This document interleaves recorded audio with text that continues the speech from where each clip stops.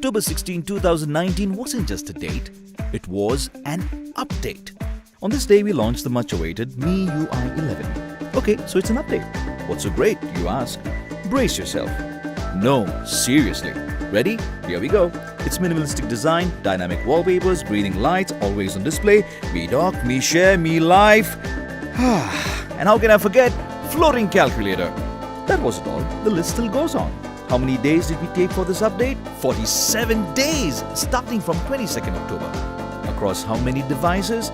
A range of 27 devices. How many million people received the update? You do the math. The MIUI 11 update was provided to some of our star devices like the Redmi 4, Redmi 5A, Redmi Y1, Y1 Lite, the Mi Mix 2 and the Mi Max 2. And goes without saying, this update made them better.